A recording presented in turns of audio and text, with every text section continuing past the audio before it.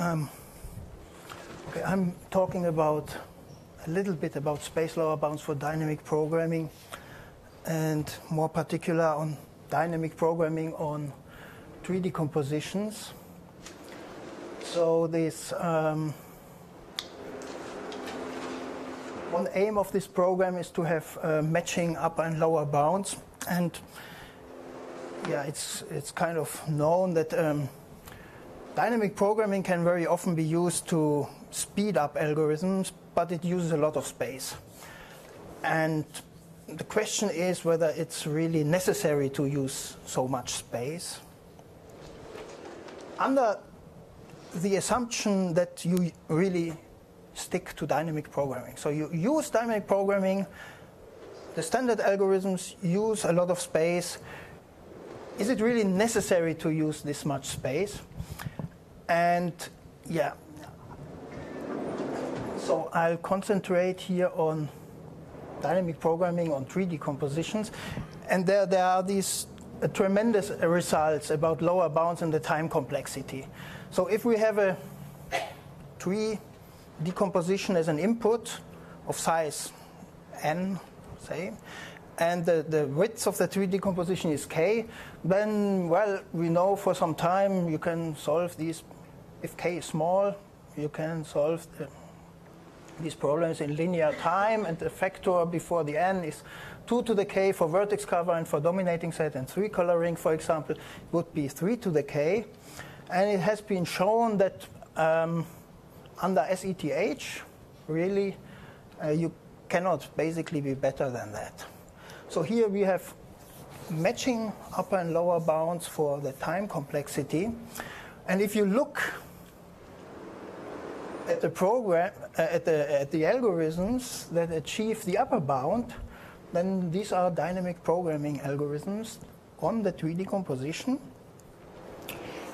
Actually, if you look at them closely, they really use as much space as they use time here. What is a tree decomposition? Oh, that's a good question. So this is a tree decomposition of a graph. I didn't want to define this, but now I'll do it. So you have a graph, and a tree decomposition is a tree, and the nodes in the tree are usually called bags. These are sets of nodes from the graph, and they form a separator. So if you, in a bag, you have these nodes, then these other parts from the tree, so this node here will be separated from I from C, for example, by this. And this is the most crucial ingredient to get this dynamic programming, because dynamic programming, you will compute this is how dynamic programming, you compute tables for every bag here. And what the table contains, this depends on the problem. But the fastest algorithms on tree decomposition, they all work like that. Yeah? They compute tables. And the dynamic program is, you compute the next table just by looking at this table and this bag. And now you compute the table for this bag just by looking at the old table and the bag, and so on. And here and here. Here, this is a join node. You look at these two tables, and you can compute a new table. And the space that you need is basically the size of these tables. Actually, you don't have to store all tables. If you do it correctly, you only have to store 3 tables at the same time, because you can always forget these tables. After you're here, you don't need the tables for this. So most fastest algorithms work like that. And the space that you need for this computation, that's basically the size of these tables. And if I go back to these problems here, so the running time here is 2 to the k times n of the best algorithm. And the space that you need is actually really 2 to the k. And here it's 3 to the k, and here it's also 3 to the k.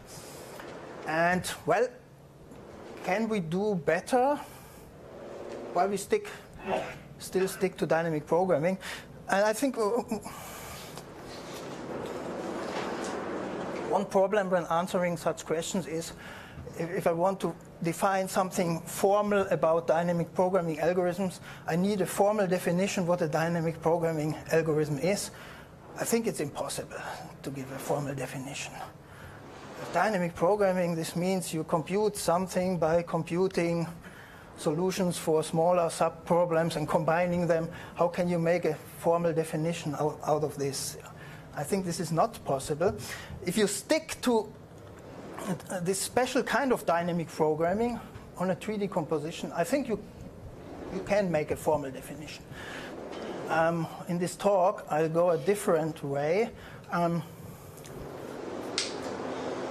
use a more general model which can be defined very easily, but every dynamic programming algorithm works on this model.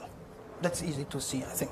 And the model is basically a Turing machine as you use it if you are interested in space complexity, which means the input is on a separate tape, which is read-only. And you have a working tape where this is a read-write tape. And if you count the space complexity, you're just counting this working tape and you disregard the input tape. So that's how you do space complexity. And if you want to go to dynamic programming, the only change I do to this model is I'm just saying, well, the input tape is one way. So you can just read it from left to right, and you cannot go back. So you can ask, well, why would somebody be so stupid to not be able to peek in advance or go back? I don't know. But dynamic programming and tree decompositions, all algorithms don't do that.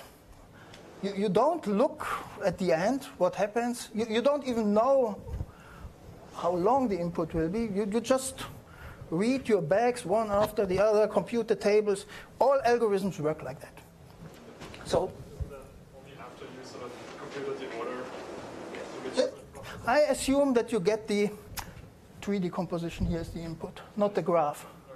But already the tree decomposition, in the right order, of course. Otherwise, this would be cruel, I guess, yeah? In a sense, like the whole question could be the order on the tape, because if the order is such that the solution, let's say in some case, that you're looking for is just the beginning of the tape, then maybe it's easy to do it. You get this in a topological order, of course, so that you can compute the table. If you get it in the wrong order, then this would really be not nice. Yeah. So I assume you get the tree decomposition here in the correct order, and so now you might be. Yeah. Why would 3 tables suffice if you have like a full binary tree? Isn't it like log n? Again, what? Why do 3 tables suffice? You said you only need to store 3 tables. Okay. Why do I need only to store 3 tables?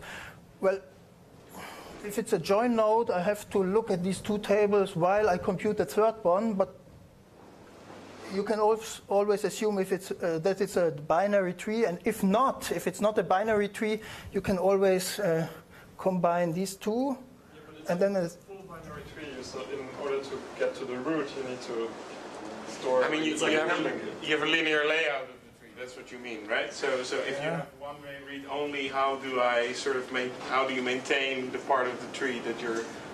Well, you can also use more. I don't care. But you might be right. Actually, I don't want to think about it at the moment. We can discuss it later.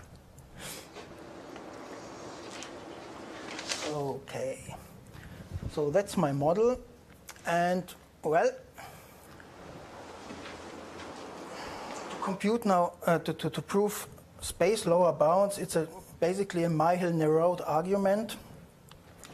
So what I want to do is I will construct lots of graphs that trick the machine into giving a wrong answer if the space is too small. So it's many, many graphs. And if there are many, many, many graphs, this means that if the working tape is too small, that after reading 2 of these graphs, the machine will be in the same configuration. So I want to, for 3 coloring, I want to prove a lower bound of roughly 3 to the k. So that means if the that means I need roughly 2 to the 3 to the k different graphs that are all different. Because then I cannot distinguish them with log of this number many bits, which would be 3 to the k. But it's not completely trivial to do that, because you have all kind of sign conditions to do that. So first of all, so more precisely, this family of graphs, it should not be too big, but it's here. Size is roughly 3 to the k. And the tree width or path width, which is even better, it should be small. And here it's roughly k. And technically, I construct it by using, these are all bordered graphs, and let's say x is the border. So the x are k distinguished vertices. And they will be, actually they will be in every bag of the tree decomposition. But at the end, the last bag will contain just this set x. And all these graphs will be 3 colorable, but in different ways. So for every way the x, the whole graph can be colored in such a way that x has a given coloring, I will, okay, there are 3 to the k different ways I can color the x, right? Because the size is k, so 3 to the k different ways in principle to color x. And now you can choose which ways to color x can really happen and which not. So then there are 2 to the 3 to the k possibilities to do that. And for every of these possibilities, I want to build a graph where exactly these colorings are possible and the other colorings that you didn't choose are not possible. Right? And actually, the -1 is because 1 is missing. Actually, it should be -6. I see that now. Because all of them have to be colorable, so there's of course one possibility where it's not colorable, and I divide here by 6 because actually, I forbid colorings, but it doesn't matter which color is where, so I can still have these 6 permutations of the colors. So this construction is surprisingly simple here, because what I do is I just use this gadget to forbid all colors, all colorings that should be forbidden. So here is this set x, and let's say I want to forbid this special coloring, that these are all red, these are all blue, and these are all green, or the other way around, this green and this blue, but this partition, right? Here, one color here, one color here, one color here. So I want to forbid this, and this gadget does the job. Let's assume these all are all red. Yeah, okay, then these 2 cannot be red, and this has to be again red. And if these 2 are red, then this has to be red. If these 2 are red, then this has to be red, and so on. The same happens here. So we will have a red here, a blue here, a green here, and then this vertex A, there's no color left. So you cannot color it like this, but if you look at it closely, if there's any other partition here, it's always possible to color it. So with this gadget, I can just forbid one special way to color X. And now what I do is I just attach all these up to 3 to the k gadgets to the set X. For every way to color it that I want to forbid, I attach such a gadget. So I have graph. Size is roughly k times 3 to the k. And if I look at two of these graphs, there's always one coloring where one graph can be colored like that and the other one cannot. And that's what I feed to the Turing machine, right? These graphs. And after the Turing machine reads the graph, it's in some configuration. Yes? The slides, the property of the graph, just the 2 slides before. This one? No, the the previous one. Okay. No, the one with the property. Okay. This one. Yeah. Good. I haven't talked about this here. Why is the path width small? Because you can put all these in one bag, and then you're just left with a tree of height log k, which has path width log k. And they are all separated by this. So it has low path width, which is of course important. So I feed to the Turing machine all these graphs, and because the space, so if the space is only 3 minus epsilon to the k, but there are 3 to the k graphs, there are 2 to the 3 to the k graphs, right? For 2 of them, the Turing machine will be in the same configuration, and now I can just add another bit to the graph, which tests whether some coloring, which forces some coloring, just taking a triangle and putting it and connecting the 3 vertices to the partition that I want to force. So I force a coloring, and this means I will get a yes instance for G sub 1 plus H, and then I will get a no instance for the other one.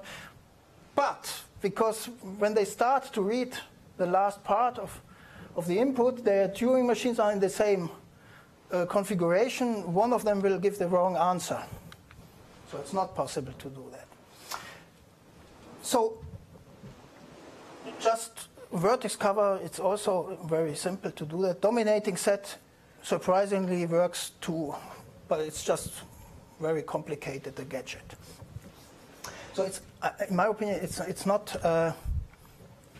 clear that you can do this with all problems, because for the coloring, this was the forbidding colors was not influencing each other. For dominating set, this is not at all clear that this is possible, because for dominating set, I also need the 2 to the 3 to the k different states, and for dominating set, well, if you want to.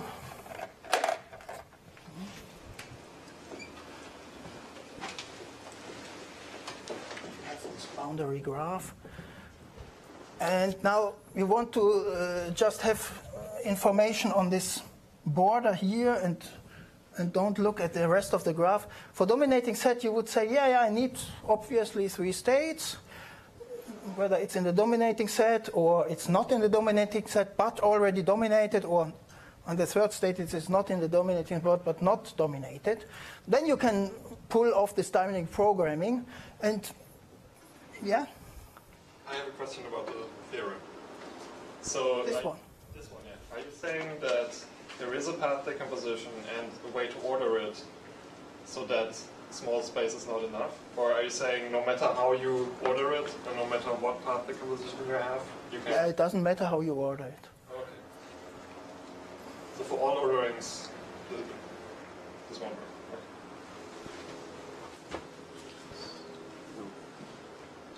For which you, like these are really different graphs, each one of them. So each one of them you can order differently, or you have some. I don't care.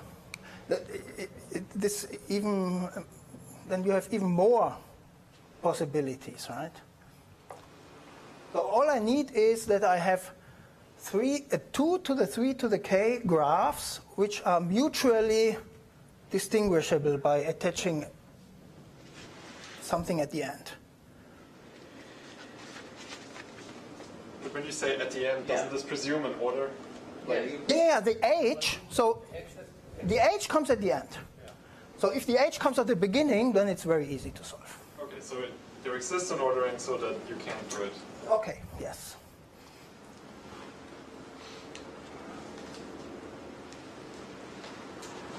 You instead of attaching the age, you could do something different by just forbidding everything else that you don't want to allow, right? And force the coloring like that. And if you do it like this, then I think the ordering should not be important at all.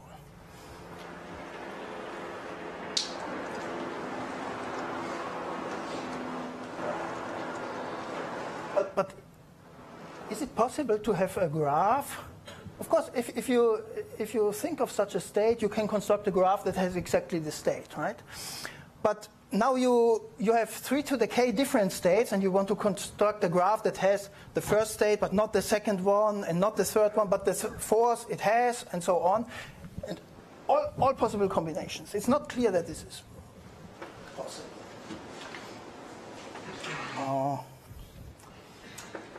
So now what we have is really we have a lower bound on the space which matches the upper bound, and simultaneously the same for the time. This is not so bad, but of course it assumes that it's dynamic programming. So it's very specialized, and it would be much nicer to have something without this assumption. But on the other hand, we do this dynamic programming all the time. And now I would like to say a few words. So what does it mean, this lower bound on the space? Does it mean we really use a lot of space?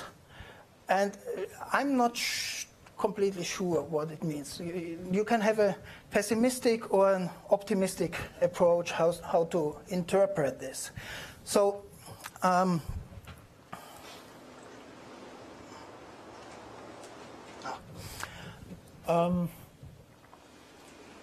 let's see.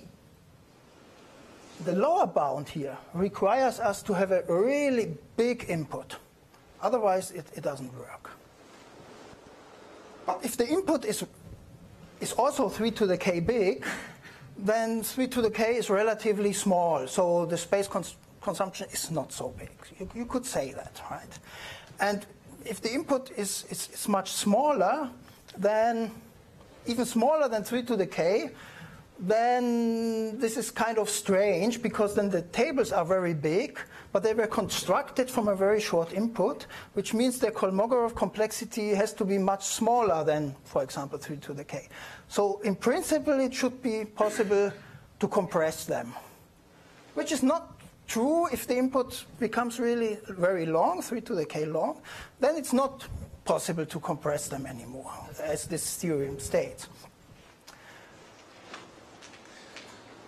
So can we compress the tables? Or it's not clear, because just having a small Kolmogorov complexity doesn't mean you can compress it in practice, because you need time resource for that, and this might not work. I can tell you that this is kind of long ago. We did some experiments, because we were annoyed how much space all this dynamic programming takes. And if you look at a table for vertex cover, for example, so you have some entry like this, and it says like 217, for example, which means if this node is in the vertex cover, this is not, this is in the vertex, and this is the border here, then the table says, well, the best vertex cover that you can get, if this is in, these 3 are in and these are out, is 217. So and the table is much bigger, and let's say there's another entry which looks like this. And it happens to be 218 here. So it's almost the same, right? But here's a 1 more. So this is in the vertex cover. Here it's not in the vertex cover. So under this condition, the best vertex cover is 217 big. Under these conditions, it's 218. So what you can do is you just don't store this. You just don't store it. Because if you already know that you can get 217 with this, then you just put this in, this cannot destroy a vertex cover because of monotonicity, and you get 218. So you don't have to store this. This is a very simple rule. But there are some other rules like this. And surprisingly, if you really don't store this, you can still do the dynamic programming very efficiently. So we tried this, and it was very frustrating because this was just working, and it didn't use much space. And we were trying to get some graphs where this does not work, where the space goes up. It was impossible. So we could solve, for example, a tree width of 40, and we couldn't find an example where this would use too much memory. It went up to 60, and this was still sometimes working. So compression seems to work if the input is small. But this is a very specialized compression, but maybe it works in a more general setting. So I was thinking about, like, what if we store the table not as a table, but as an OBDD or something. So in practice, this very often reduces the complexity a lot. So we didn't try that, but that might just work. On the other hand, if you look at this pessimistically, you would say in the FPT framework, we say FPT algorithms make sense if the parameter is small, and that means n should be big if you use algorithms like that. Otherwise, you might be better off using something else. If the big n is really big, then this lower bound just kicks in, and then it means you really need exponential space in K. And I think the big question is, all these algorithms use dynamic programming. Can you do something else? And, well, so far nobody has found something. Yeah? So you can also use branching on tree decompositions, but then the time complexity just explodes, and it goes from FPT to XP. Okay, maybe. Questions.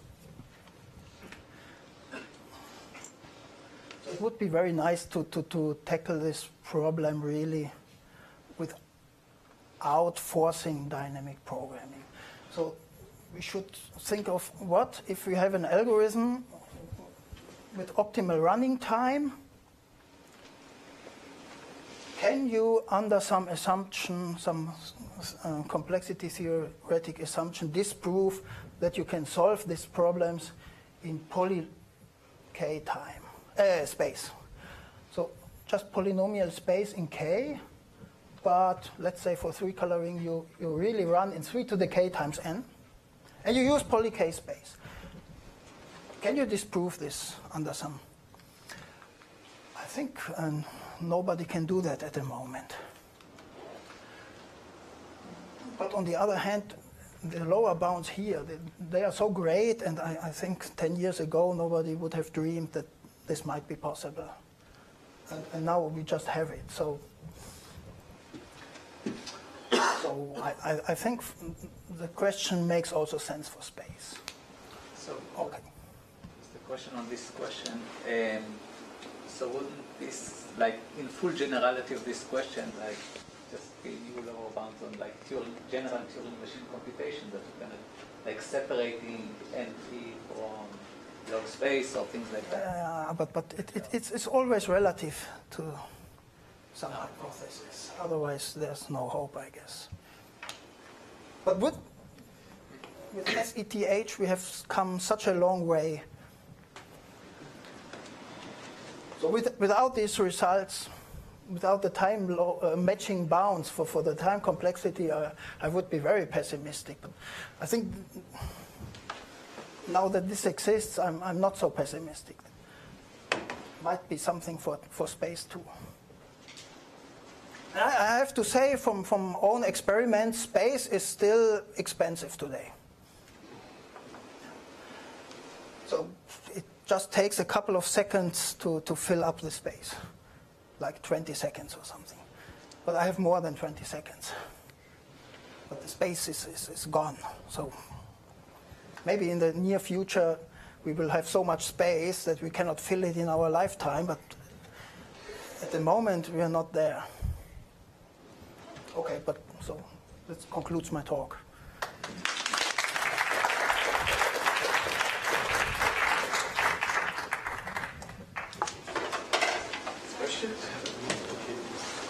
Are there lower bound on the space of dynamic programming for other problems that do not involve tree decomposition, like, for example, strings, problems?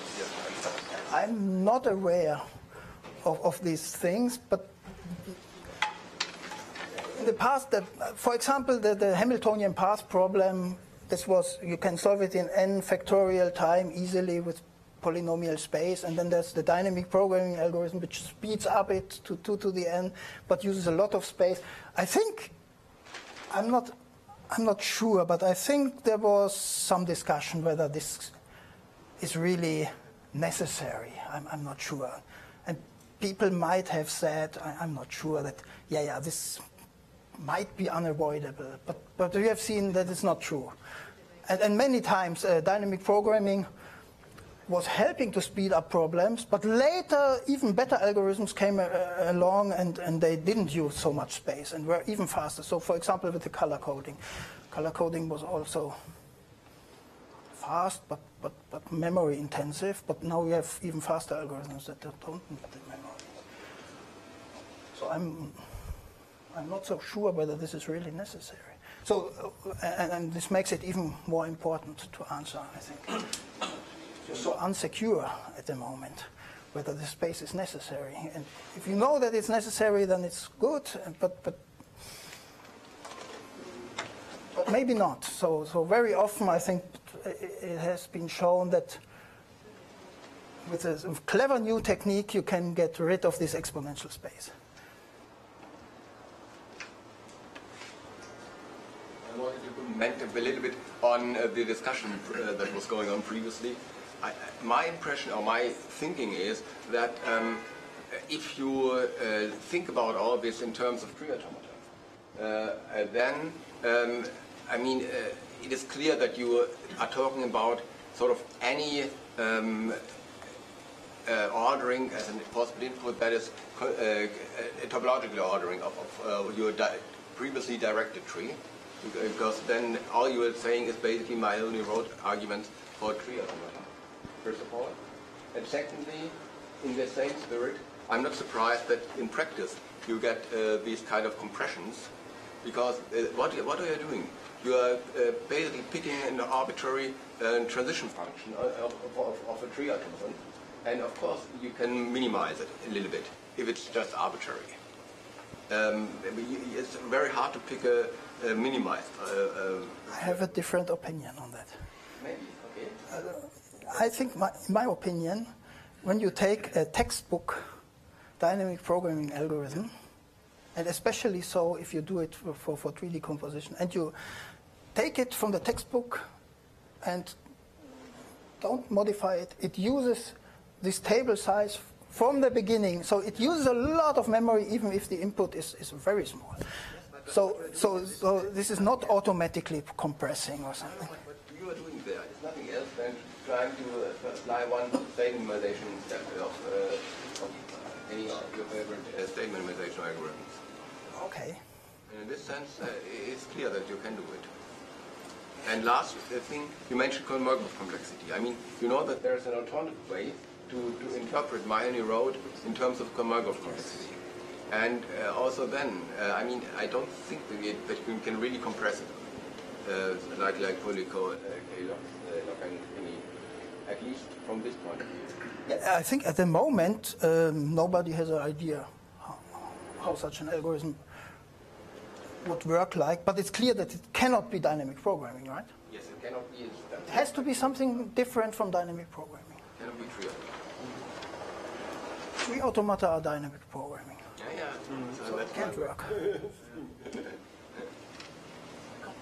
So regarding your last question, I believe that there is a recent work of Allender et al. from last year, I think, or 2 years ago, that basically excludes the existence of such algorithm, poly k times poly log n, under the assumption of NL not contained in SC, which is equivalent to saying that NL is not contained in problems that can be solved in polynomial time and polylogarithmic space simultaneously, which is sort of a standard assumption in yeah, okay, then basically this last this here is sort of answer, but not very convincingly. We're working on some kind of this stuff, but for polynomial space, poly n space, and we had some partial results there. So, but I wasn't aware of this. yeah. But this is exactly what I was hoping, something like that, right? So it follows easily from the results of Allender et al., and we even phrase it in our paper explicitly, that this question, is it possible to get it, is equivalent to NL is not contained in SC.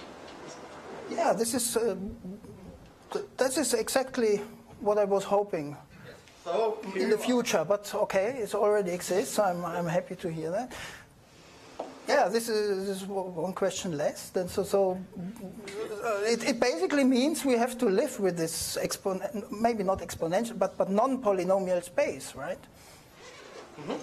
Yeah. This is basically the conclusion. There's the question basically that is not really investigated. Well, meaning we don't know the real answer. Is what happens when you allow poly n space?